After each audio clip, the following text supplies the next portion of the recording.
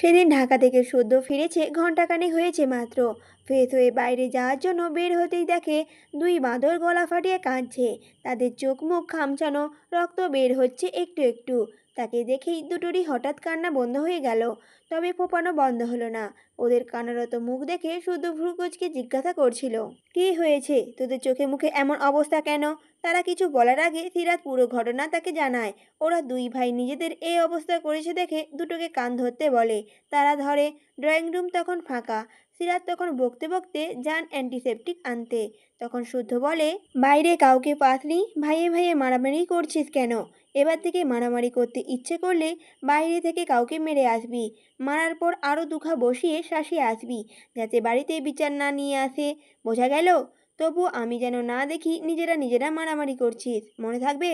দুজনই তখন কান ধরে ঘাড় কাত করে সম্মতি জানালো। তখন শুদ্ধ বলল, আজকের পর থেকে যদি শুনি নিজেরা মারামারি করছিস, দুজনকে উল্টে ঝুলিয়ে মারবো।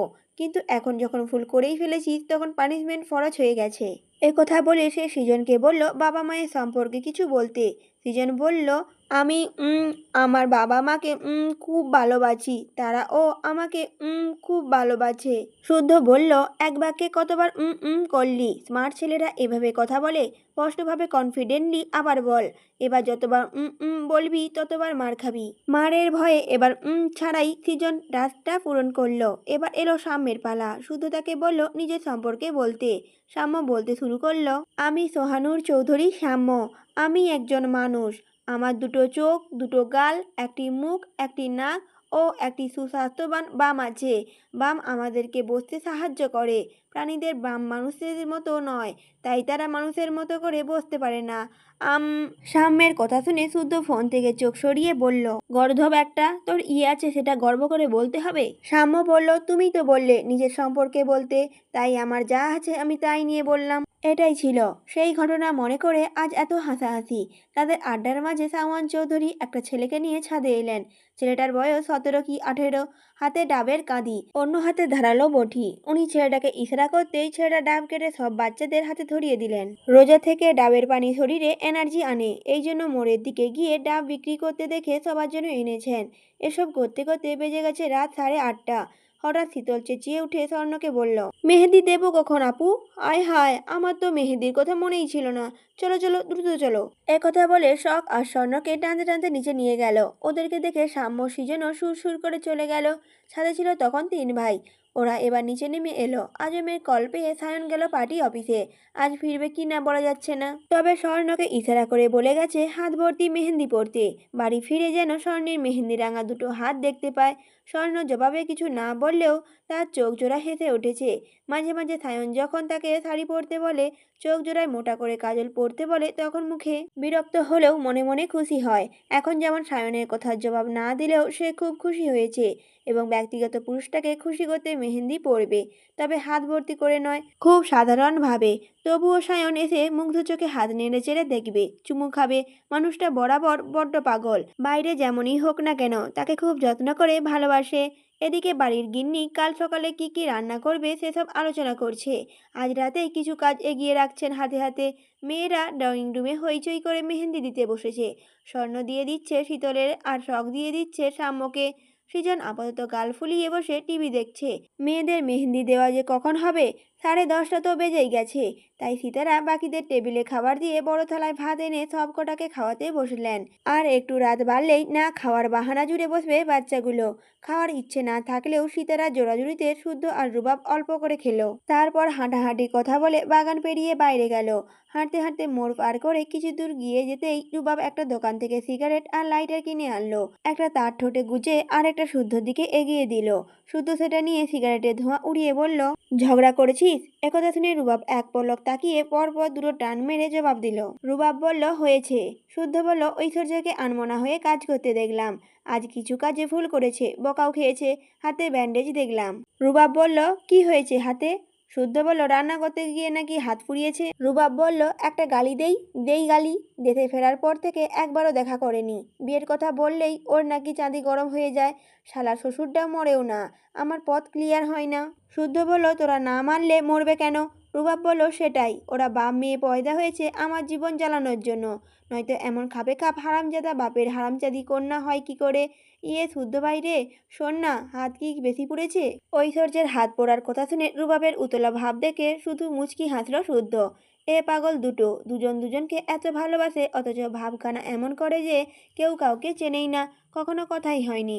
কারণ বাংলা সিনেমার মতো তাদের এক হওয়ার মাঝে দাঁড়িয়ে আছে ঐশ্বর্যের বাবা রাশিয়ান সায়েন্টিস্ট মিথাইল ইগোর, ঐশ্বর্যের মা রেজিনা মাহতিমের দ্বিতীয় স্বামী। মায়ের ভুল মানুষকে সঙ্গী করার মাসুল দিচ্ছে ঐশ্বর্য। ওই বেচারি পড়ে গেছে অথই সাগরে। রেজিনা যদি ইগোরের প্রেমের জালে গা না ভাসাতেন তাহলে ঐশ্বর্য স্বাভাবিক লাইফে লিড করতে পারত, কিন্তু সেটা হয়নি। কারণ ঐশ্বর্যের সৎ বাবা মিথাইল ইগোর ঐশ্বর্যকে সবসময় হাতের পুতুলের মতো নাচিয়ে যাচ্ছে। উনি সায়েন্টিস্ট হয়েও ওনার আবিষ্কার ভুল পথে ব্যবহার করেন। এমনকি ঐশ্বর্যকে শুদ্ধর সঙ্গে কাজ করতে পাঠানো ছিল মিথাইলের একটি বড় প্ল্যানের অংশ, যেটা ঐশ্বর্য আগেই শুদ্ধকে জানিয়ে দিয়ে তার সাথে দেশে ফিরে এসেছে। ইগোরের থেকে পালিয়ে বাঁচতে শুদ্ধর গোপন ল্যাবে লুকিয়ে রয়েছে। সেখানেই রাত দিন এক করে রিসার্চের কাজ চালিয়ে যাচ্ছে মেয়েটা। খুব তাড়াতাড়ি তাদের একটি আবিষ্কার উন্মোচন করা হবে বিশ্ববাসীর কাছে। সেটা নিয়ে জোর কদমে কাজ চলছে। সে নিজেও কাজের মধ্যে পড়ে থাকতো ল্যাবে, কিন্তু ইগোরের লোক আর ইয়াসির আঠার মতো পেছনে পড়ে আছে, অল টাইম তার দিকে নজর রাখছে। নজর ফাঁকি দিয়ে ওই ল্যাবে যাওয়াটা রিস্কি হয়ে যাবে বলে যাচ্ছে না, এমন ভাব করে চলছে। ঐশ্বর্যের কোনো খোঁজই সে জানে না, অথচ শুদ্ধের সাথে তার প্রতিনিয়ত কাজ নিয়ে কথা হয়। মেয়েটা সত্যিই মারাত্মক লেভেলের ট্যালেন্ট। তার কাজের ধরন, ভাবনা অবিশ্বাস্য রকমের সুন্দর। আর রুবাব কিভাবে যেন তারই প্রেমে পিছলে গিয়েছে। প্রায় কয়েকদিন ঐশ্বর্যের পেছনে লেগে থেকে তাদের সম্পর্কটা এক জায়গায় স্থির হয়েছে। এটা জানার পর থেকে ইগোরের অত্যাচার আরও বেড়ে গেছে। সে এখন পাগলের মতো ঐশ্বর্যকে খুঁজে বেড়াচ্ছে। হাতের কাছে পেলে হয়তো ঐশ্বর্যকে শ্বাস নেওয়ার সময়টুকুও দেবে না। হাত পোড়ার কথা শুনে রুবাব পকেট থেকে ফোন বের করে কল দিল ঐশ্বর্যকে। ঘাড়তারা মেয়েটা কল রিসিভ করছে না। মানে হয় এসবের। কয়েকবার চেষ্টা করেও কাজ হলো না দেখে চোখ মুখ কুঁচকে থমথমে মুখে অন্যদিকে তাকিয়ে রইল। রাগে মুখ থমথম করছে। তখন শুদ্ধ বলল, তোর শ্বশুরকে খেলিয়ে আনতে হবে দেশে। গেমটা উনি শুরু করলেও সমাপ্তি টানার দায়িত্ব আমার। স্যার মানুষ বলে কথা, এক্সট্রা সম্মান না দিলে চলে? রুবাব বলল, বালে শ্বশুর আমার, সারা আমার জীবনটাকে তেজপাতা বানিয়ে দিল। ওইটাকে যত তাড়াতাড়ি সম্ভব যা করার করে আমার বউটাকে আমার করে দে, নয়তো আমি মামাকে বলে দেব তুই শীতলের মন নিয়ে ছু কিতকিত খেলতে শুরু করেছিস। একথা বলে রুবাব একটু থামলো, তারপর পুনরায় বলল, মাঝে মাঝে ঐশ্বর্যের ছেলে মানুষই আমার সহ্য হয় না। ও নিজেও জানে ওর হারামজাদা বাপ কখনো আমাকে মেনে নেবে না। নিলে আরও 2 বছর আগেই নিত। ওকে ভালোবাসি, সংসারটা আমি ওর সাথেই করব বলে এতদিন ধরে অপেক্ষা করছি। শুধু তার জেদের কারণে মা আমার সাথে কথা বলে না। আমি এখানে আছি বলে সেদিন এলো ঠিকই, কিন্তু থাকলো না। ঐশ্বর্যও জেদ ধরে আছে, বিয়ে করলে নাকি ওর বাবা আমাকে মেরে দেবে। আমার ভালোর জন্য আমাকে বিয়েটা করবে না, মানে বাবার হাতে মরতে দেবে না, অথচ আমাকে দহনে পুড়িয়ে আধমরা করে রাখবে। এই নাকি আবার ভালোবাসা? এদিকে সম্বন্ধীর বলা ইগোর তোর ফর্মুলা না পেয়ে পাগলা কুকুর হওয়ার অবস্থা। না, সব কিছুতেই প্যাঁচের উপর প্যাঁচ। মানে দিনকে দিন আমার জীবনটা প্যাঁচ লাগানো ইয়ারফোন হয়ে গেছে বাল। নিশ্চুপ শুদ্ধ জবাব দিল না। হাঁটছে দুভাই, সিগারেট টানছে ধীরে সুস্থে। রুবাবের ভেতরে অস্থিরতা যেন টের পাচ্ছে শুদ্ধ। নীরবে কিছু দূর গিয়ে সামনে দাঁড় করালো সায়নের বাইকের চাবিটা পকেট থেকে বের করে রুবাবের হাতে ধরিয়ে দিল শুদ্ধ। রুবাব চাবি হাতে নিয়ে কিছু বলার আগেই শুদ্ধ বলল, এতদিন ঐশ্বর্য শুধু আমার দায়িত্ব ছিল। যতটুকু পেরেছি বড় ভাইয়ের মতো সব সময় সেভ করেছি। কিছুক্ষণের জন্য তোর দায়িত্বে ছাড়লাম, কাজেই সাবধান। রুবাব বলল, মানে? শুদ্ধ বলল, এখানে একটু দাঁড়া, জবাব পেয়ে যাবি। একথা বলে রাস্তার অপর পাশে দাঁড় করানো কামরানে গাড়িতে উঠে বসল সে। চোখের পলকে সাঁ করে চলে গেল গাড়িটা। রুবাব বিরক্ত মুখে বাইকের ওপর বসতেই উপলব্ধি করল কেউ তার সামনে দাঁড়িয়ে আছে। চোখ তুলে তাকিয়ে ঐশ্বর্যকে দেখে পলকই ফেলল না। তারপর ঝট করে ঐশ্বর্যের হাত ধরে নাড়িয়ে ঘুরিয়ে দেখে বলল, শুদ্ধ বলল যে তোমার হাত পুড়ে গিয়েছে, কোথায় দেখি?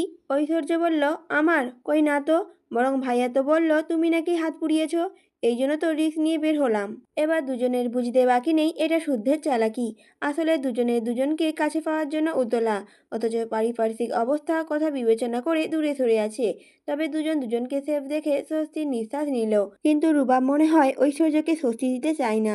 সেই জন্য এক ঝটকায় সে ঐশ্বর্যকে নিজের আরও কাছে টেনে ঠোঁটজোড়া দখল করে নিল। শুষে নিতে থাকলো প্রেয়সীর ঠোঁটজোড়া। ঐশ্বর্য রুবাবের বুকে ধাক্কা দিলে রুবাব একটা কামড় বসিয়ে দিল। যেন বাধা দেওয়ায় বিরক্ত সে। কিছুক্ষণ এভাবে থেকে রুবাব সরে গেল। ঐশ্বর্য ঠোঁট মুছতে মুছতে অন্যদিকে তাকিয়ে হাঁপাচ্ছে, অথচ খুব ভালো করে বুঝতে পারছে রুবাবের চঞ্চল দৃষ্টি তার দিকে নিবদ্ধ।